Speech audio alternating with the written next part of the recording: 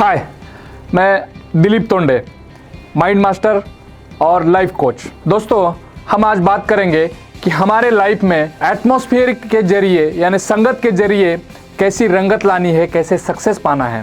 दोस्तों, मैं 4 एरियाज के बारे में बात करूंगा। एक है हेल्थ, दूसरा है वेल्थ, फिर रिलेशनशिप और करियर। हेल्थ के बारे में पहले देखते हैं। दोस्तों, क्या होता है, हम जिम जाते हैं, बहुत सारे लोग जो है जिम चले जाते हैं। वो क्यों जाते हैं? क्योंकि वो वहाँ का जिम का वातावरण रहता है। कुछ वातावरण की वजह से जो है वो ट्रांसफॉर्मेशन, फिजिकल ट्रांसफॉर्मेशन की तरफ वो चले जाते हैं।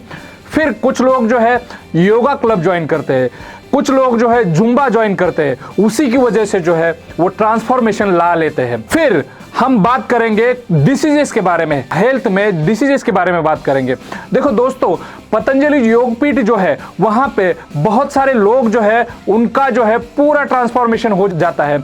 डायबिटिक लोग जो है वहां से नॉन डायबिटिक बनते हैं, कैंसरस लोग जो है नॉन कैंसरस बन जाते हैं। ऐसा क्यों होता है? वहां पे जो है वातावरण होता है, उसी वातावरण में अगर किसी को धकेला जाए और थोड़ी सी अगर उन्होंने खुद से वो मेहनत की तो 100% हेल्थ के बारे में ट्रांसफॉर्मेशन पक्का है। अब आते हैं वेल्थ के बारे में। देखो दोस्तों, हमें अगर वेल्दी होना है लाइफ में तो हमें क्या करना होगा? रिच लोगों का माइंडसेट हमें जानना होगा, रिच लोगों के साथ हमें रहना पड़ेगा, फिर उनकी जो आदतें हैं वो हमें फॉलो करनी पड़ेगी।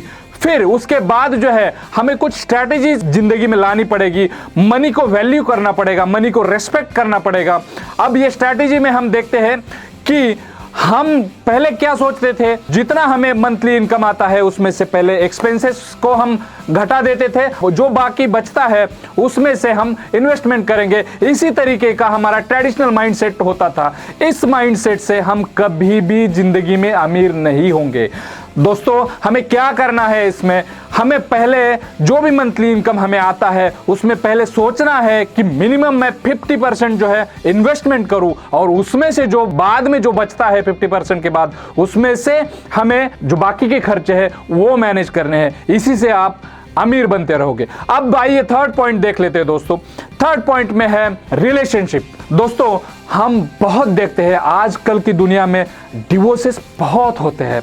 ये किसकी वजह है? हम एक दूसरे को वैल्यू नहीं करते। वैल्यू करना बहुत जरूरी है दोस्तों। और तो और देखिए, हम भाई का वैल्यू नहीं करते। इसी की वजह से जो है हर घर में एक विभीषण तैयार कर रहे हैं। ये जो बात है, बड़े बड़े पॉलिटिशियंस जो है वो उनके हर घर में ऐसे कॉन्फ्लिक्ट होते हैं और वो जो कॉन्फ्लिक्ट है उन्हीं की वजह से जो है उनकी लाइफ जो है बहुत तरीके से डिस्टर्ब बन जाती है, बहुत स्ट्रेसफुल लाइफ बनती है।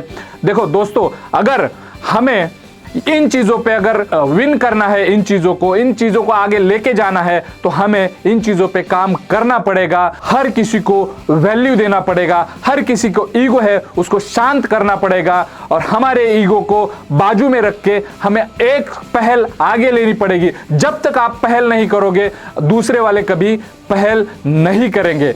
अब आते हैं करियर के बारे में। देखो दोस्तों, मैं कुछ केस स्टडीज बताना चाहूंगा। करियर में जो है एटमॉस्फेयर कैसे रोल प्ले करता है। देखिए, महाराष्ट्र में गवर्नमेंट एडमिनिस्ट्रेशन में जितने भी लोग जाते हैं गवर्नमेंट एडमिनिस्ट्रेशन में, वो ज्यादातर जाते हैं एग्रीकल्चरल ग्रेजुएट्स। इसकी वजह एक है, राहुरी करके एक महात्मा फुले कृषि विद्यापीठ है, वहां पे जो है उस तरीके का एटमॉस्फेयर है। वहां पे एकदम ढीला ढाला कैंडिडेट भी चला गया तो भी वो एटमॉस्फेयर में एक बार वो जाने के बाद जो है उसको पता चलता है कि कौन सी स्ट्रैटेजी अप्लाई करना है। वहां पे सक्सेसफुल कैंडिडेट को वो देखता है और देखने के बाद जो है उसको समझ में आता है कि ये करने से सक्सेसफुल हो जाता है आदमी, तो वो उसी तरीके से करता है। और तो और हम देखते हैं यूपीएससी के बारे में। यूपीएससी में दिल्ली वाले जो राजेंद्र नगर का एरिया है वहीं से लोग आईएएस बनते, आईपीएस बनते, आईआरएस बनते, अलग अलग सेंट्रल गवर्नमेंट सर्विसेज में चले जाते हैं, इंडियन फॉरेस्ट सर्विस में चले जाते हैं। ये क्यों होता है? वहां पे उस तरीके का एटमॉस्फेयर है। एक बार उस तरीके के एटमॉस्फेयर में चले गए आप तो आपको होना ही होना है। इसी तरीके से हमारा जीवन एक एटमॉस्फेयर की वजह से बनता है और हमें यही एटमॉस्फेयर सक्सेस दिलाता है लाइफ में। पूरा तरीके से लाइफ हमारा ट्रांसफॉर्म कर देता है। और हमें अगर ऐसे ही करना है तो हमारे बच्चों को भी जो है अच्छे अच्छे स्कूल में भेजना पड़ेगा जहां पे अच्छा वातावरण है, हमारे बच्चों को अच्छे स्पोर्ट्स क्लब भेजना पड़ेगा जहां पे अच्छे अच्छे प्लेयर्स खेलते हैं, ताकि उनकी संगत में हम उसी तरीके की बच्चों के जीवन में रंगत ला सकते हैं। यही हो गया 4 पॉइंट्स में, और इसी से आप ट्रांसफॉर्म कर सकते हो। Thank you.